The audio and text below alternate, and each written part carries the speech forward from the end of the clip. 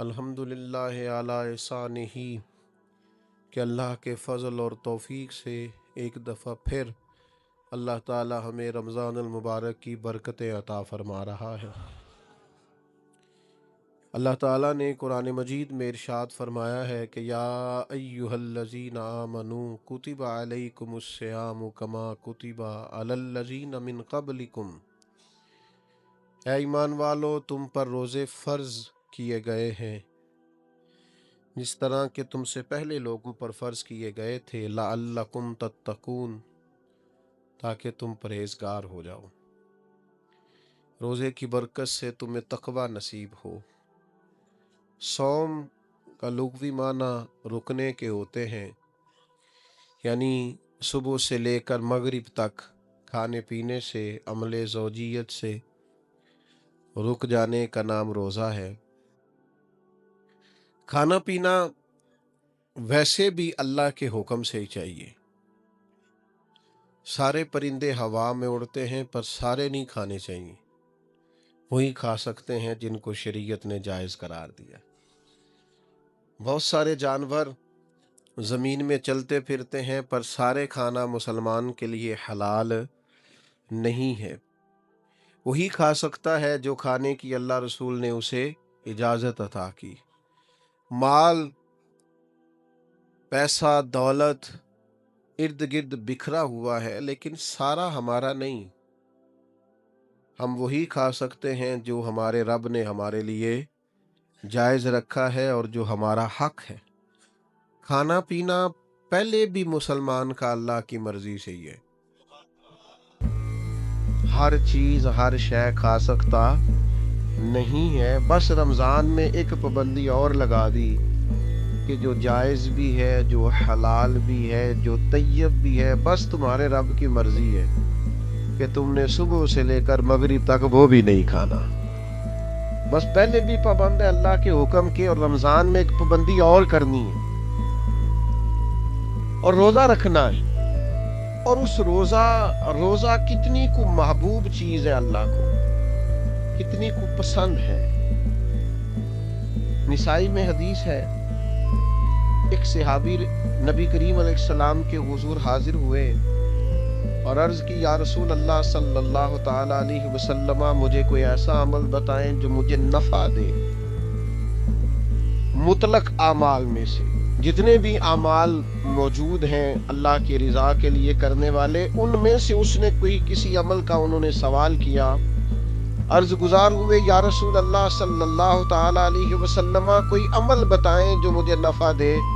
تو اللہ کے حبیب علیہ السلام نے فرمایا روزہ رکھ، اس کی مثل دوسرا کوئی عمل نہیں ہے۔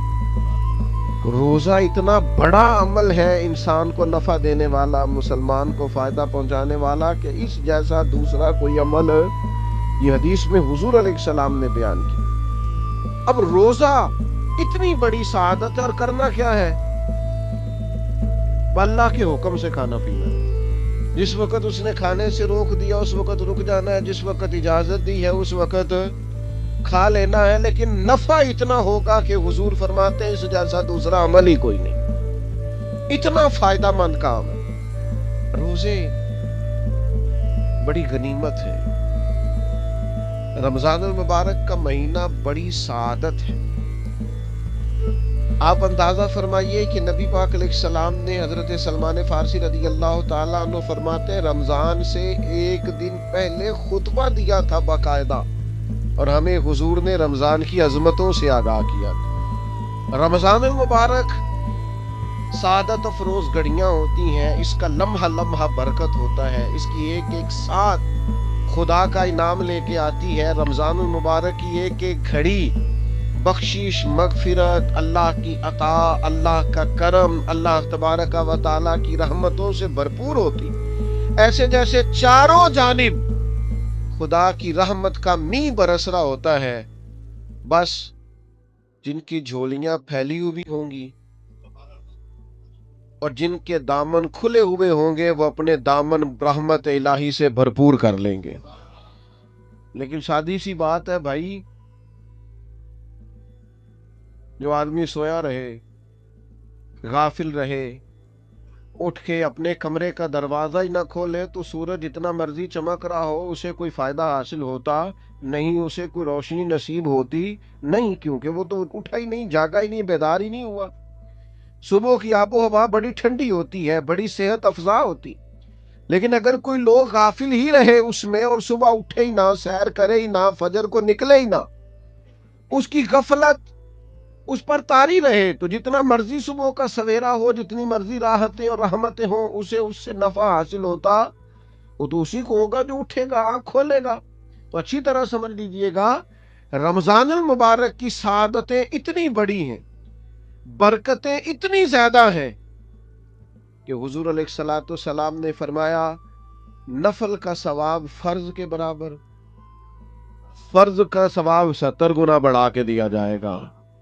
लेकिन अगर कोई गाफिल का गाफिल ही रहा, उस बेचारे का मोबाइल रमजान में भी बंद नहीं हुआ, ला यानी बेमकसद बेमाना चीजें, लगवियात और अबस चीजों में उसने रमजान भी गुजार दिया, तो शहादतें तो बरस रही थीं, सूरज तो नूर का चमक रहा था, रोशनी तो फैल गई, सादत अफरोज घड़ियां तो आ चुकी थी, पर इसने अपनी आंख को ही नहीं खोला, गाफिल का गाफिल रहा। तो इसे कुछ मुयस्सर आ सकता, कुछ गफलत दूर करनी पड़े। अब देखिए, हमारे यहाँ महफिल होती है, लोग गलियां सजानी शुरू करते हैं 1 या 2 दिन पहले। किसी घर में शादी होती है तो लोग घर का आंगन, सहन, छत और सामने वाली दीवार सजाना शुरू करते हैं 2-3 दिन पहले। इससे ज्यादा नहीं, बड़ी खास भी को महफिल हो तो 1 आध दिन पहले लाइटिंग लोग करते हैं कि पता चले यहाँ जिक्र रिसालत मुआब सल्लल्लाहु ताला अलैहि वसल्लम किया जाएगा और यहाँ हुजूर के तज़कार किए जाएंगे। 2-4 दिन पहले अगर कहीं लाइटिंग हो जाए तो लोग कहते हैं यार कोई कमाल ही बात है कि इतने दिन पहले यहाँ इतनी रोशनियां नजर आ रही हैं, कोई इनफरादी काम है, उस पर नजर जाती है। आप जरा रमजान की शान तो देखें। हुजूर फरमाते हैं सारा साल जन्नत सजाई जाती है, किस लिए? हुजूर फरमाते हैं रमजान अल मुबारक के लिए। सारा साल जन्नत सजा दी जाती है, उसको तैयार किया जाता है रमजान की सादत अफरोज घड़ियों के लिए, उन मुकद्दस अय्याम के लिए जो लेकर रमजान साया फिगन होता है, उसके लिए पूरा साल जन्नत को सजाया जाता है, तज़ीनो आराइश की जाती है। और रमजान आता है तो करीम के करीमाना फैसले होने शुरू हो जाते हैं। करीमाना फैसले, एक करीमाना फैसला होता है कि दोज़ख के दरवाजे बंद कर दो और जन्नत के सारे ही दरवाजे खोल दो। इसको रास्ता किया गया है। फिर आपको पता है, एक अनोखी बात भी आपसे करनी है, कानून नाफिज करने वाले इदारों को ना मुजरिमों का पता होता है, उनको पता होता है किस किस जगह कुछ फसादी लोग हैं। वो देखते हैं ना मुल्क में कोई खास मेहमान आ रहा है जो मुल्क के लिए फायदा मंद है और वतन के लोग और वतन को उससे फायदा होगा, इस्तेफादा करेंगे लोग उसके आने से, तो क्या करते हैं उन फसादियों को पहले बंद कर देते हैं। कहते हैं ऐसा ना हो कि ये आके कोई खराबी करे, वो मना कर देते हैं। तो याद रख ले, समझ ले, हुजूर फरमाते हैं शैतान को भी कैद कर दिया जाता है। रमजान आने वाला है तो अल्लाह शैतान को कैद कर देता है, जकड़ देता है। फरमाया रमजान आ रहा है और मेरे बंदों ने अपनी बख्शिश करानी है, उन्होंने मेरी इबादत करनी है, उन्होंने रोजे रखने हैं, उन्होंने आकर के अल्लाह के हुजूर माफिया मांगनी है। और रमजान की हर रात में 70 हजार या बिला मिसालो बिला तशबी अल्लाह जाने कितने बेहिसाब लोगों की रब ने बख्शिश करनी है। तो ये शैतान बड़ा मक्कार है, ये खुला हुआ दुश्मन है, कोई खराबी ना कर दे, लिहाजा पहले इसे बांध दो। खराबी ना करे किसी किस्म की, उसे बांध दिया जाता है। मेहमान भी आ गया, खराबी करने वाला भी बांध दिया, लेकिन अगर फायदा लेने वाले फिर भी फायदा न ले तो फिर उनसे कहा जाएगा कि तुम्हारे पास अब कोई बहाना बचा नहीं है, अब तुम्हारे पास कोई किसी किस्म का उज़र बाकी नहीं है, اب تو یہ تھا کہ تمہیں بخشش کرانا چاہیے تھی، استغفار پڑھنا چاہیے تھی، دعائیں کرنا چاہیے تھی، قرآن مجید کی تلاوت کو کثرت سے کرنا چاہیے تھا، لیکن چونکہ اب تم یہ بھی نہیں کہہ سکتے کہ مجھے شیطان نے گمراہ کر دیا، وہ تو باندھ دیا گیا ہے، اب تو فسادی کو ویسے ہی کنٹرول کر دیا گیا ہے۔ اب بھی تم اگر سوئے رہے، اب بھی اگر تم نے غفلت کی، اب بھی چھوٹے موٹے بہانے کر کے تراویاں چھوڑتے رہے، اب بھی ذرا ذرا سی سستیاں کر کے ادھر ادھر نکلتے رہے، اس کا مطلب یہ ہے کہ پھر تم استفادہ کر سکے، تم نے سستی کا مظاہرہ کیا، تم نے اور اب دیکھیں جب اتنے بندوبست کیے تمہارے لیے، ثواب بھی بڑھا دیا، اجر بھی بڑھا دیا، تمہارے لیے جو فساد پیدا کرنے والا شیطان تھا وہ بھی قید، لیکن اگر تم پھر بھی عمل نہ کرو، پھر بھی مسجد نہ آؤ، تو پھر حدیث پاک سن لے اس طرز کی، شاید یہ منفرد حدیث ہے کتب احادیث اور تقریباً تمام کتب احادیث میں موجود ہے۔ حضور علیہ الصلوۃ والسلام نے نا صحابہ سے فرمایا سارے مسجد میں جمع ہو جاؤ میرے ممبر کے پاس، لوگ جمع ہو گئے، اللہ کے حبیب علیہ السلام نے ایک قدم ممبر کی سیڑھی پہ رکھا، فرمایا آمین، پھر دوسری سیڑھی پہ قدم رکھا تو فرمایا آمین، پھر تیسری پہ قدم رکھا تو فرمایا آمین۔ تو صحابہ کو بڑا تجسس ہوا، انہوں نے بعد میں عرض کی یا رسول اللہ صلی اللہ تعالی علیہ وسلم کرم فرمائے، بندہ نوازی کریں، ہماری رعایت کر دیں، یہ کیا معاملہ تھا؟ تو حضور فرمانے لگے میرے پاس حضرت جبریل امین حاضر ہوئے، یہ رحمت للعالمین نبی کی بات سنا رہا ہوں، حضور کریم ہیں، کریم فرماتے ہیں کہ حضرت جبریل آئے اور میں نے ابھی ممبر کی پہلی سیڑھی پر قدم رکھا تھا تو انہوں نے عرض کی یا رسول اللہ صلی اللہ تعالی علیہ وسلم، ہلاک ہو جائے وہ شخص جو آپ کا نام سنے اور آپ پر درود و سلام نہ پڑھے۔ تو میں نے کہا آمین۔ پھر حضرت جبریل عرض گزار ہوئے یا رسول اللہ صلی اللہ تعالی علیہ وسلم، وہ ہلاک ہو جائے جس نے بڑھاپے میں والدین کو پایا اور ان کی خدمت کر کے بخشش نہ حاصل کر سکا۔ میں نے کہا آمین، اور کریم فرمانے لگے پھر حضرت جبریل نے عرض کی یا رسول اللہ ہلاک ہو جائے وہ شخص جس کو زندگی میں رمضان ملا، جس کو اس ماہ نور و سرور شہر رمضان الذی انزل فیہ القرآن، رمضان کا وہ مہینہ جس میں ہم نے قرآن نازل کیا، جس کو ماہ مبارک، ماہ نور و سرور، ماہ طیب، ماہ مبارک رمضان ملا، پھر وہ اپنی بخشش نہ کرا سکا، وہ ہلاک ہو جائے۔ تو حضور فرماتے میں نے بھی کہا آمین، اللہ تعالی ہم سب کو محفوظ فرمائے۔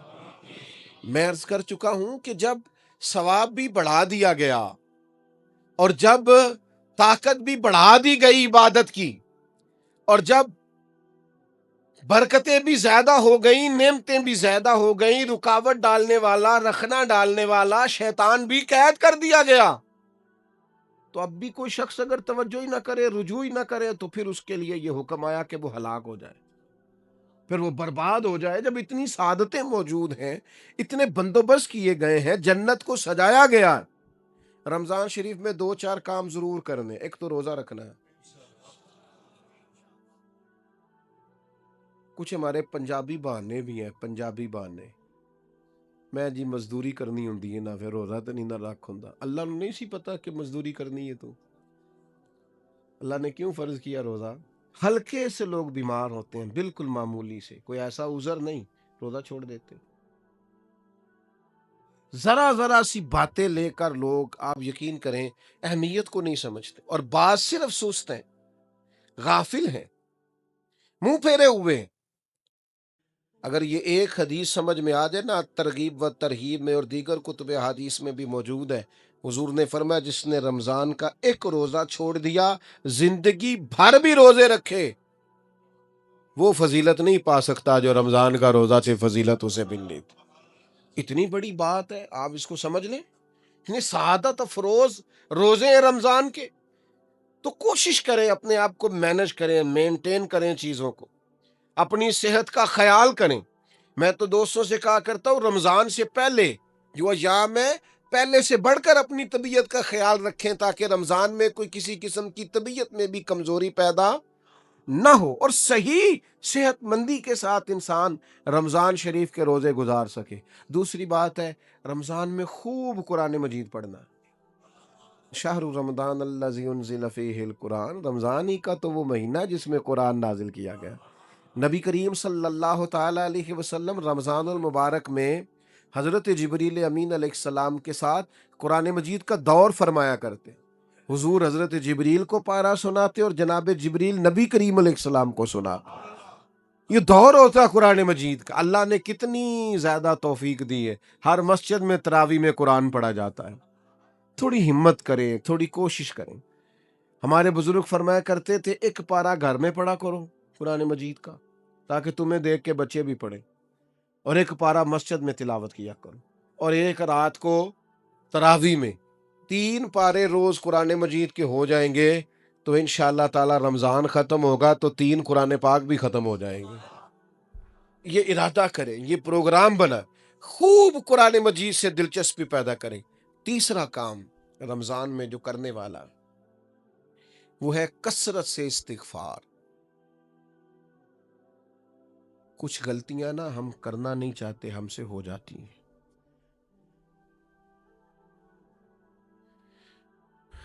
کچھ غلطیاں ایسی ہیں جو ہم بڑی بڑی کر چکے ہیں لیکن ہمیں یاد ہی نہیں، بھول گئے۔ کچھ خطائیں ہم سے ایسی سرزد ہوتی ہیں جو لاشعوری میں ہو جاتی، ہمیں سمجھ ہی نہیں ہوتی کہ یہ خطا ہے اور اتنی بڑی ہے۔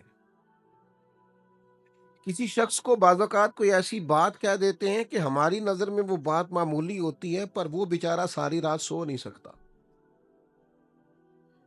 رمضان کا مہینہ ہے اپنے رب سے معافی مانگنے کا مہینہ، اس سے توفیق مانگنے کا مہینہ، اس کے حضور حاضر ہونے کا مہینہ۔ میں آپ کی خدمت میں عرض کروں،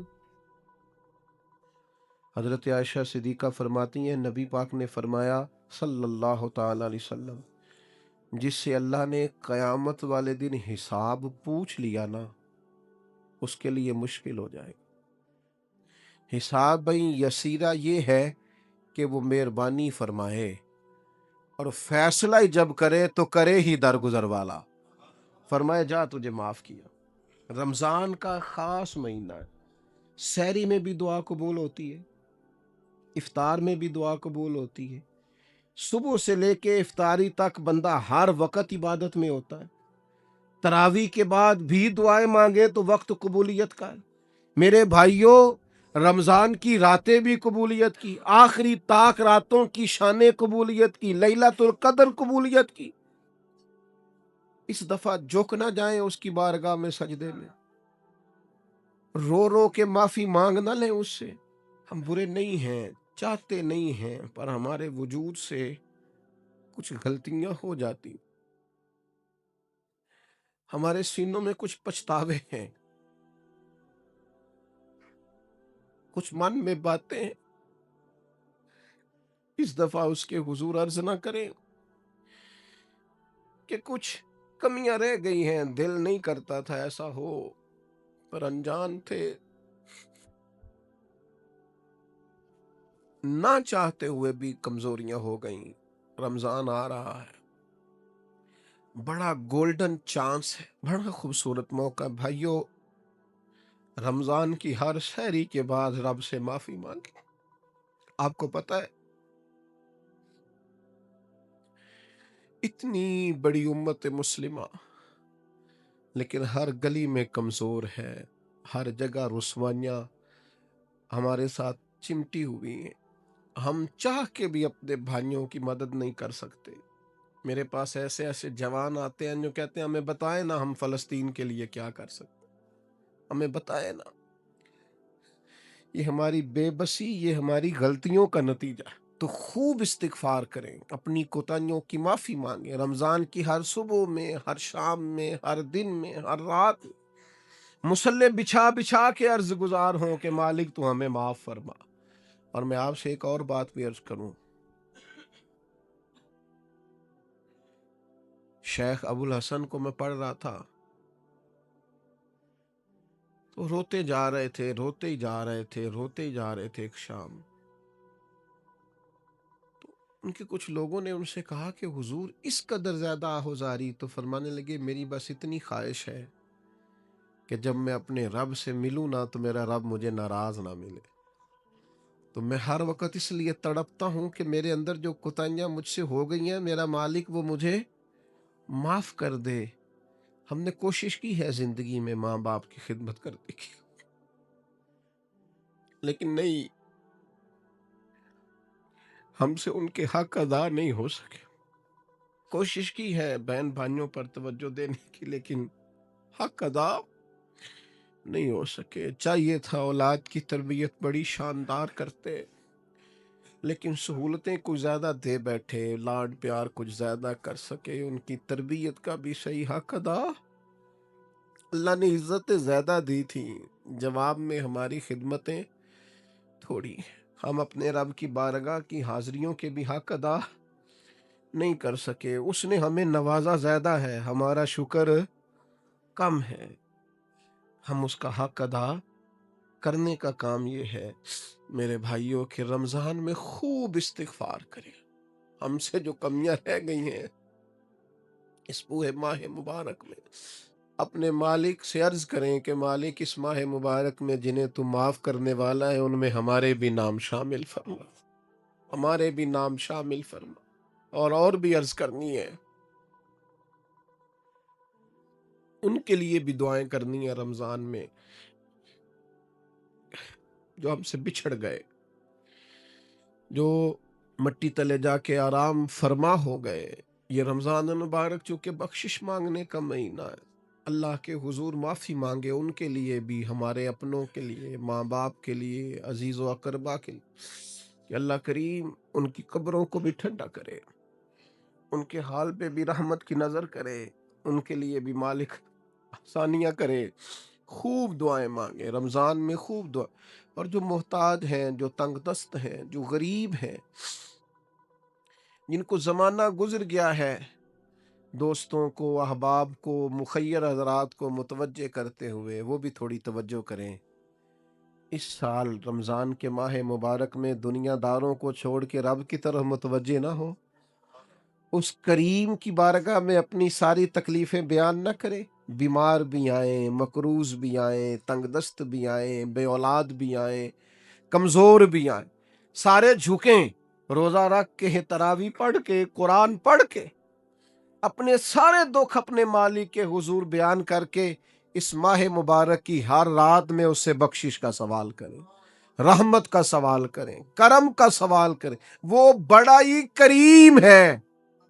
حضور فرماتے ہیں، رب کہتا ہے مجھے حیا آتی ہے میرا بندہ ہاتھ اٹھائے اور میں اس کے ہاتھ خالی واپس کر دوں، بس آنے کی دیر ہے۔ اور ایک مقام پہ اللہ کے حبیب علیہ السلام نے فرمایا، بندہ جب اعتراف گناہ کر کے معافی مانگتا ہے اللہ فوراً ہی اسے معاف فرما دیا کرتا۔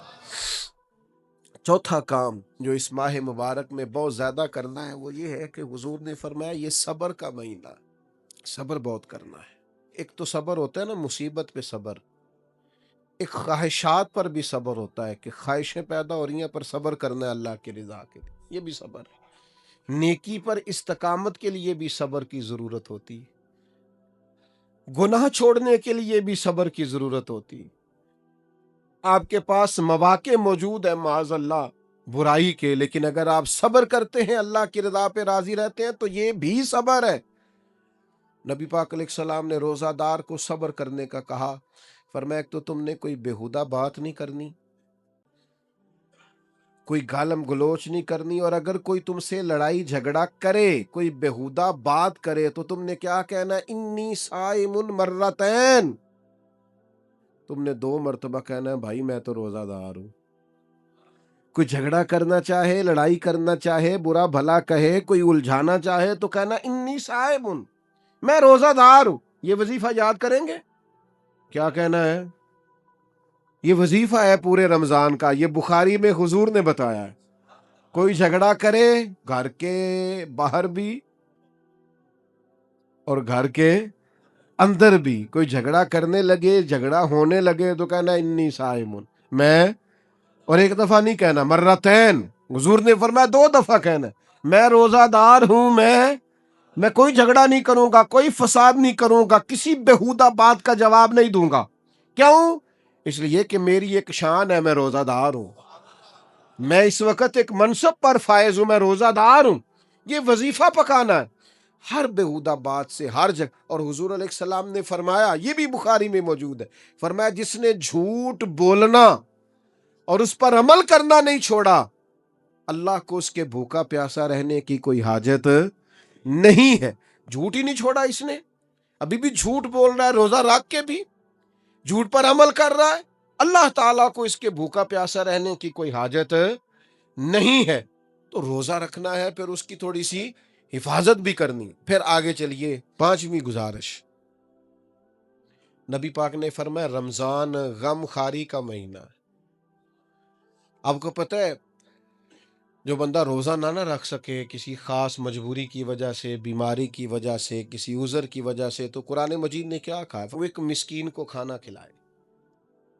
روزے کا فدیہ یہ ہے کہ پھر وہ کیا کرے، روزہ نہیں رکھ سکتا تو مسکین کی خدمت کرے۔ شرعی حکم یہ ہے کہ کسی نے اگر روزہ توڑ دیا رمضان کا تو 60 روزے رکھے کفارے میں، 60 نہیں رکھ سکتا تو پھر 60 مسکینوں کو کھانا کھلائے۔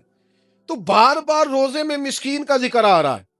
نبی کریم صلی اللہ تعالی علیہ وسلم نے ارشاد فرمایا، جس شخص نے کسی روزہ دار کو افطاری کرائی